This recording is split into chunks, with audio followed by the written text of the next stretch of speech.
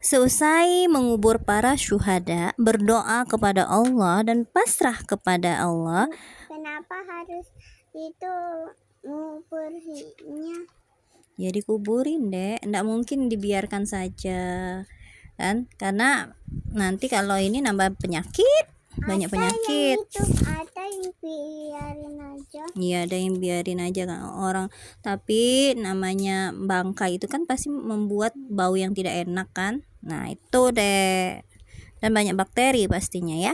Seusai mengubur para syuhada, berdoa kepada Allah dan pasrah kepadanya, lalu Rasulullah kembali ke Madinah. Ya, di tengah perjalanan beliau berpapasan dengan Hamnah binti Jahsi. Setelah kematian saudaranya dikabarkan kepadanya, lalu dia berucap, Hamnah tadi berkata seperti ini, apa yang dikatakannya? Innalillahi Oke, lalu memohon ampunan baginya. Dia berbuat hal serupa tak kala dikabarkan kematian pamannya Hamzah bin Abdul Muthalib. Ketika dikabarkan kematian suaminya Mus'ab bin Umair, maka dia menjerit dengan suara yang keras. Saat itu beliau bersabda, sesungguhnya suami wanita itu mempunyai tempat sendiri di hatinya. Jadi sangat cintainya Mus'ab bin Umair itu ya. Di tengah perjalanan beliau juga berpapasan dengan seorang wanita dari Bani Dinar, yang suami saudara dan ayahnya terbunuh dalam peperangan. Apa ibunya juga mau ikut perang? Enggak, itu kan udah pulang. Wanita, ada beberapa wanita muslim yang ikut berperang untuk membantu makanannya, mengobati para terluka, para pasukan yang terluka, kayak gitu loh dek. Nah, kok dia juga kena meninggal? Ya, sebenarnya nggak boleh kalau itu membunuh wanita, nggak boleh, nggak meninggal. Ini saudaranya yang meninggal dek, saudaranya, suaminya ya. Nah, di tengah perjalanan juga Rasulullah berpapasan dengan seorang wanita dari Bani Dinar, yang suami, saudara, ayahnya terbunuh dalam perang Uhud ini.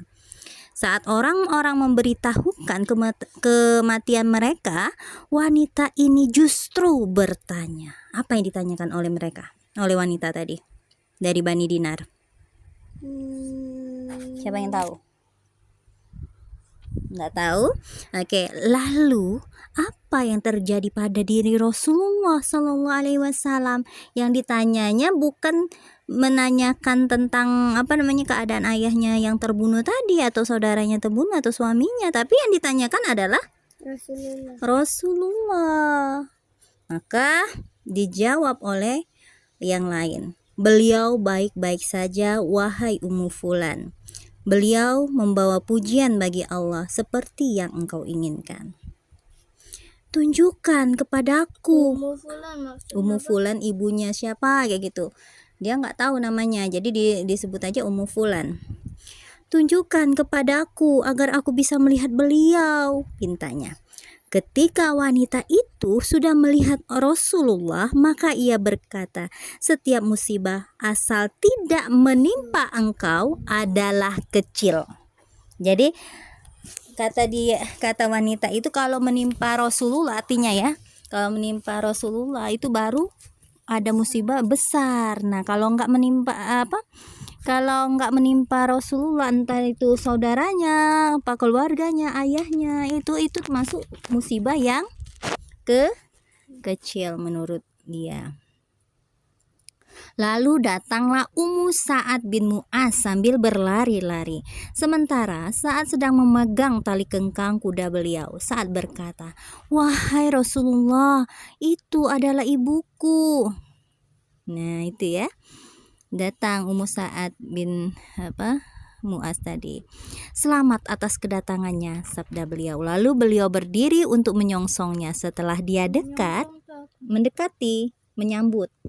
Menyongsong artinya menyambut ya. Setelah dia dekat, Ammar bin Mu'az, anaknya yang lain, berusaha menghiburnya. Namun Ummu Sa'ad berkata kepada Rasulullah, selagi kulihat engkau selamat, maka musibah yang menimpa kuanggap ringan. Jadi kayak gitu.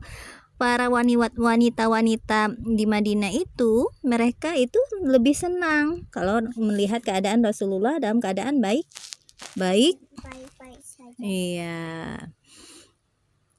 Kemudian beliau pun berdoa untuk keluarga para korban perang Uhud, lalu bersabda, "Wahai Ummu Sa'ad, bergembiralah dan sampaikanlah kabar gembira kepada keluarga mereka bahwa mereka yang terbunuh saling menyayangi di surga semuanya, dan mereka juga meminta syafaat bagi keluarga mereka semuanya." Itu Iya. dia tuh merasa hebat baik. Iya. Dia tuh perang.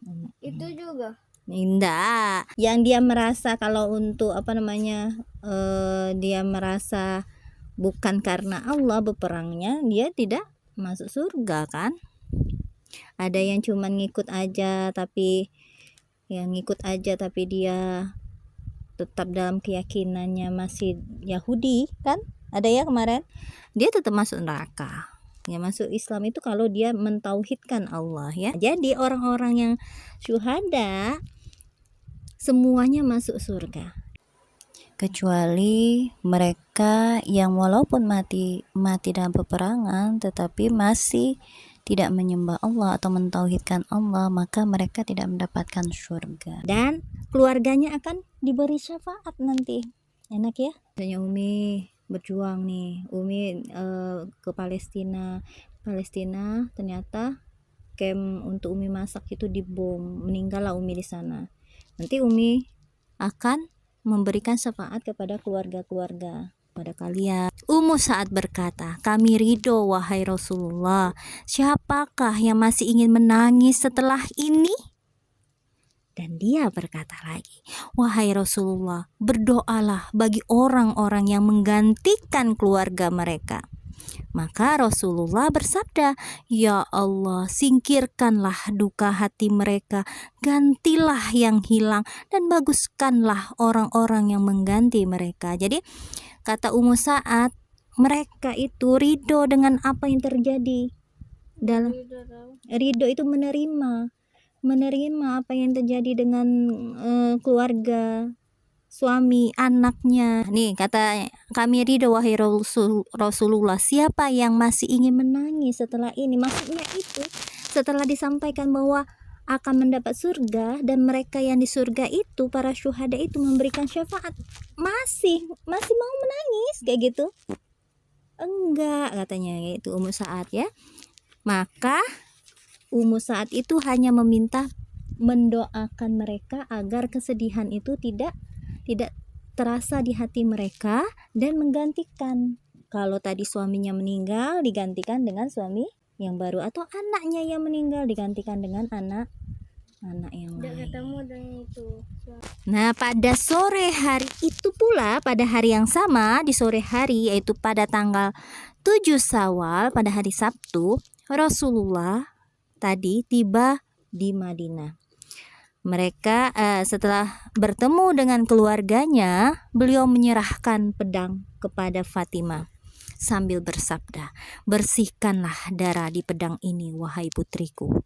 Demi Allah, ia telah memperlihatkan kehebatannya pada perang kali ini." Ali bin Abu Thalib juga menyerahkan pedangnya kepada Fatimah seraya berkata, "Bersihkanlah pula darah di pedang ini.